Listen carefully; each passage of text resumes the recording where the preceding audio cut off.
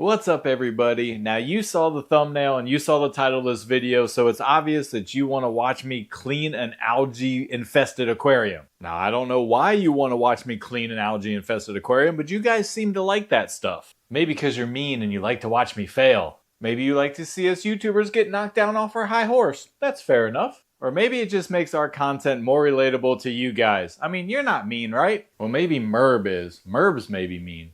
Now, all you guys are cool. So, the aquarium in question here, well, it's not really in question, it is the aquarium, right? Is going to be Dragon Valley 2.0. And thanks to that super bright Landen light, I've been lazy and haven't been monitoring the light levels, and we got a problem. Let's take a look. So here it is, Dragon Valley 2.0, and I'll try and get in here, some closer shots for you. You may begin to see the issue. Wait a minute, you can't see the issue. There's too much algae on the glass. Hang on a sec. There, that's better. Now, we can start looking around the aquarium here. We'll go down in the corner. You may be able to see this kind of blue fuzzy algae. It is completely covered the plants here. What is this? The Liliopsis brasiliensis. Doesn't even look like skinny Liliopsis anymore. Too much algae.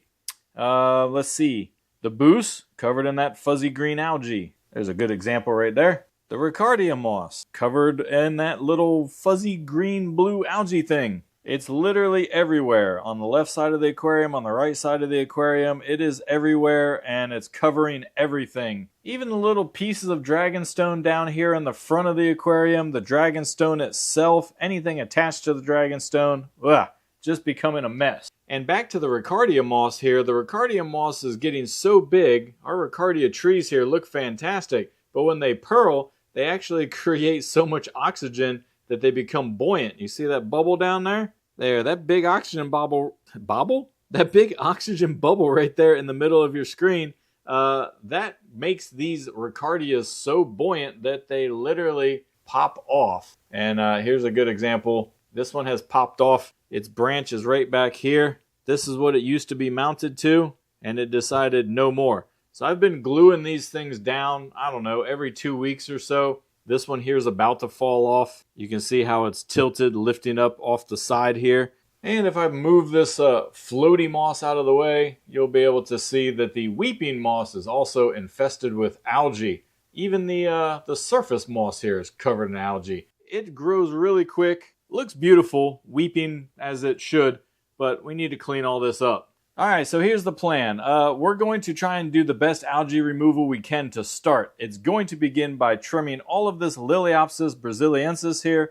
We're going to take it right down to the roots, guys, all the way down to the soil level. Probably easier to see over here. We're going to just trim it down to, right there. Right down to the, well, you get the idea. Alright, right down to the soil level to get all the algae off that we can. Now, when it comes to the Boos here, the Bucephalandra, I don't really want to cut all the leaves off. So I think we're going to drain the water and we're going to do the old hydrogen peroxide trick. As for the moss, I have a plan for another tank. And so I think we're going to take most of this moss off of here. Now there are some areas where the moss has detached into little pieces. Come on, camera, focus. So here you can see on this dragonstone that the Ricardia moss, any little spore that breaks off and attaches anywhere, it's going to start growing, and I think it looks kind of cool. So we're going to let it grow on the rocks and kind of do like a little rescape here. We're going to take the weeping moss hunk off of here. Don't worry, I'm not going to throw it away. We'll put it somewhere. I don't know. Maybe we can kill the algae. If we have to toss it, it grows fast enough.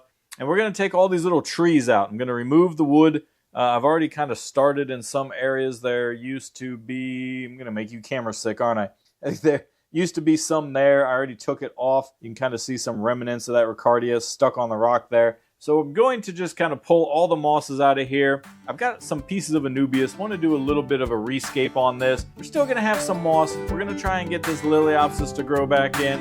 Well, enough talking. Let's get this removal going here.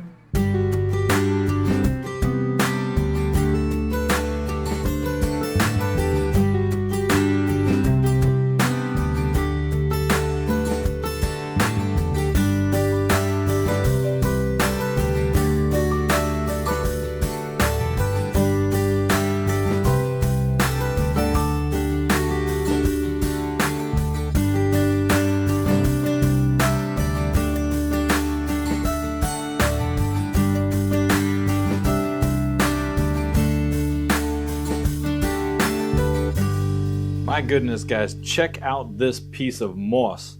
This is bigger than my hand. That's awesome.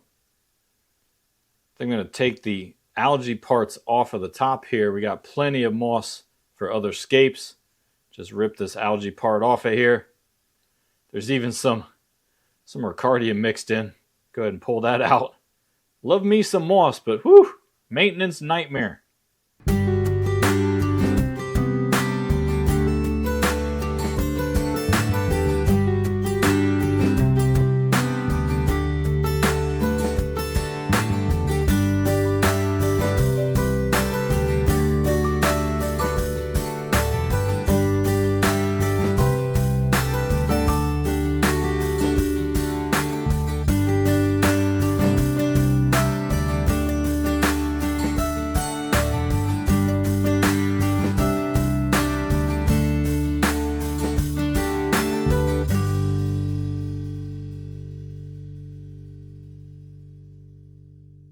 Alright, now we kind of have a bare Dragon Valley 2.0. No sticks, no trees, no big clumps of Riccardia. We still have some moss fragments like here on the rock you can see. Well, the shrimp's playing with that one, but right there in the middle of your screen, little piece of green. Very hard to see, but those little, I don't know, leaflets, spores, whatever you want to call on the moss. Here's a good example. They will turn into this right here. They will grow. So we're going to leave them there, let nature take its course. The shrimp love it when you remove things because it stirs up stuff that they're not used to eating. And so they love it. That's all I can say. Shrimp love when you do a rescape. Now in the back here, there is a little bit of moss that is growing. There you can see in the back of the aquarium there, some chunks of moss, that's weeping moss. And I think there's a little Riccardia stuck back here. Hard to see, but we're going to leave it there. Let it grow, do its thing. Come closer. No, closer. Well, now you're just too close. Back up. Yeah, that's good. Look, the grass is cut. All right, I don't know if we can call it grass, but the Liliopsis brasiliensis, aka aquatic grass, has been trimmed down to, well, virtually nothing. But I did also find a little bit of, what is this? Dwarf baby tears. Still alive, so maybe the dwarf baby tears will come back. We'll see. But you can see I hacked it kind of right on down there, and little pieces of moss ended up floating everywhere. Look at this. Little piece of moss there. Little pieces of moss there. But the grass, she be cut. So what I'm going to do now is a water change using this big floppy boy here. And we're going to go down here and suck all these little moss pieces out here while we do the water change. Get the water level down where we can get in here and maybe spray a little bit of hydrogen peroxide on our stones and all of our little booses here. And hopefully get this all cleared up. We'll be very careful about how much peroxide I use because lots of little shrimpies floating around. A couple of devilfish here. Yeah, I call them devilfish because they cannot live with anybody else. They are big bullies and they will push everybody away during feeding time. So they have to be by themselves. So they're going to stay in here. But we got all these little shrimpies here and there's a bunch of shrimplets. They're running around in there too. Maybe you can see some orange ones. And we want to make sure we don't spray them with peroxide because, well, that just wouldn't be good for them. So let me get to sucking here. And then we'll be at a point where we can put the other plants in. All right, we are pretty much completely drained here. The shrimp are aplenty. There are way more yellow shrimp in here than I wanted to, or orange shrimp. I guess they're orange. I'm doing kind of a Skittles tank. I want to see what color variations we get from interbreeding the different colors, like red, blue, and orange. So get some wild types and stuff, but I'm going to catch out a lot of these orange shrimp and put them back in the orange cage there so that we get a better mix. And, well, there's just too many in there. Now we're going to do a little bit of that peroxide spray. So here I have a spray bottle that I keep just straight 3% hydrogen peroxide in. And what we're going to do before we spray the rocks and the boost is I'm going to lay down a paper towel over the water here just to kind of shield. Let me get it in here. Come on, shrimp, get off of there. There, like that. And what this is going to do is just kind of shield the water from any mist and spray that I get on there as I go through and hit kind of the boost here. Hopefully this is all in focus. Yeah. Hit the boost here, hit the rocks. This will kill some of the mosses. So do be mindful of that if you are concerned about your moss Do not spray your moss. It is susceptible to hydrogen peroxide. Get off of the top there, guys. I'm trying to protect you, little shrimps. Jeez. And of course, you want to try to not spray the water, but the paper towel will just kind of help in the event that you get some on the water surface. It just kind of prevents, you know, a spike in the water column. Since we did drain so much water, there will not be too much room for hydrogen peroxide influction. Is that the right word? Influction? I don't know.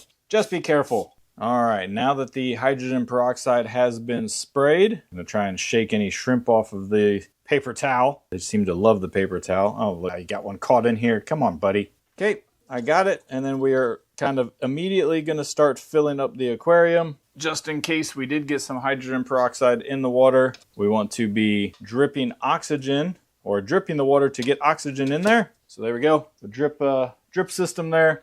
And I'm going to start catching some shrimp while the aquarium is filling up. Again, as a reminder, we sprayed the peroxide mainly on the boost, but I just kind of did the whole aquarium. And that is to kill this crazy algae. And it's already working. Let me get you off the tripod. There, maybe you can see at the very edges of the leaves, it's turning white with the peroxide there. The boost is pretty hardy. Any of your plant stems that, well, any of your epiphyte plants really, they should be hardy enough to deal with a peroxide spray, just for a little bit. If you're concerned, you can always rinse it off with another water bottle. There you see the algae on this boost, hopefully dying. All right, I have caught out a lot of the orange shrimp, so the variation of color looks a lot better in the aquarium. Kind of hard to see there. There's a couple of autos in there too. Didn't mention that, but some autos, 2 auto sinklets in there. While this is filling up, I'm going to grab some Anubias out of a tank I'm tearing down. The reason I'm tearing this tank down is because the inhabitants are going to go in here to maybe help with our algae problem. There may be one thing lacking in this aquarium that is in most freshwater aquariums. Do you know what that is? Snails, that's right. When we built Dragon Valley 2.0, I used all tissue culture plants, and so we had 0 snails, and it was a beautiful, beautiful thing. But I think we need some snails. Every aquarium I have snails in, like this one, look at these rocks, pure. I don't have a light on this aquarium, so it's a little difficult to see, but look at these rocks. They are just perfect. Even the gravel's perfect. Everything's perfect because of these little guys right here. They just travel around and eat algae all day. Now I'm going to break this aquarium down. This is the blue snail breeding aquarium. But in this aquarium, I've got some little Anubii here, some Anubiases. And we're going to take these Anubii, is that right? Whatever, multiple Anubias. And the blue snails, we're going to tear this aquarium down. We're going to put them back in Dragon Valley 2.0. So one of the reasons I'm tearing this aquarium down is because I'm tired of it being on the floor. It's a pain to do water changes because it's on the floor. And water does not flow up when you do a siphon. Anyway, it's just time to downsize the fish room a little bit. I've mentioned it in the past, and so we're going to tear this aquarium down, put those snails in that tank, and have a nice algae-free Dragon Valley 2.0. All right, just a handful of Anubias that came out of the snail tank there, so we're going to go ahead and use our super glue, plant these around the Aquascape. Probably, to be honest, I'm not going to plant this one. It's a little too big, and maybe I'm thinking not even this one. So I have some small ones. Maybe we'll put some small pieces in there. Possibly this guy right in the back. We'll see what looks good here. All right, the plants are trimmed. The other plants are planted and the aquarium is full. It's time to get the snails in there. And bonus, I found an Amano shrimp in that snail aquarium. So we're going to add the Amano shrimp and he'll help kind of eat up the algae and stuff. And here's our blue snails. We probably got, I don't know, about 100 of them in there. So let's get them all in the tank. It's going to look kind of weird, but I guarantee these guys are going to clean this algae problem up lickety split.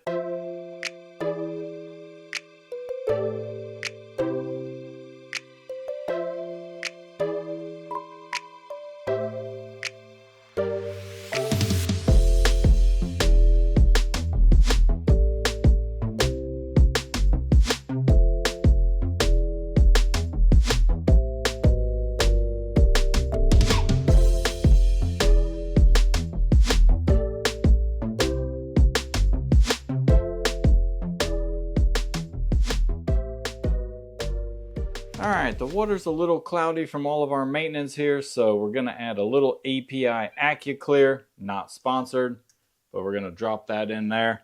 That should get everything cleared up. We're going to turn the light off, let these guys relax overnight. It's getting late. We'll check back with everybody in the morning. And here we are the next day. That API AccuClear is just a miracle worker. Make sure you have a bottle of that in your cabinet at all times. Not sponsored, but really, really good stuff. I use it all the time. Now, the aquarium doesn't look too bad. I'm pleasantly surprised that with the snails spread out, it wasn't as congested looking as I thought. I mean, you can definitely see there's a lot of snails in here. As you scroll around, you'll see kind of snails on everything. But I thought, about 100 snails in this little 10-gallon here was going to be way overkill, and it would just look absolutely ridiculous. But there's enough things to look at in here that I think it all kind of balances out. Now, speaking of things to look at, with that Liliopsis trimmed all the way down, it's not quite as eyesore-ish. It's not quite as much of an eyesore as it was before. So the algae is less noticeable. Still there on the boost, and you still have this problem corner where I can't get the green dust algae off the glass because I can't reach back there, and you have like big fuzzy rocks here. But I'm pleasantly surprised that our blue snails here look pretty good, as a matter of fact. It adds a little bit of additional color to the aquarium, and they just don't look as bad as I thought once they all spread out. So now we just wait. I'm going to give nature an opportunity to correct the remaining algae issue in here. We'll see if the snails eat it, and we'll be back with a final update, see what the aquarium looks like in a couple of weeks. And here we are 2 weeks later, and nature has done its job. I'm happy to report that we are algae free. Now, I'm sure some of it had to do with the peroxide treatment I did, but let's be frank here. The snails, they did their job. So we'll do a quick pan around here. You'll notice that all of the Bucephalandra is completely algae-free, which is awesome. We didn't have to trim any leaves. The moss up here has started to regrow. That's our weeping moss, but it's growing algae-free. More of the Buce, also healthy. There we go. Now it's in focus for you. A little moss regrowing in the back, and then we've got that big old Buce up at the top there. It's doing the best because it's closest to the light. Now we do have kind of a little issue with our Anubias we put in there.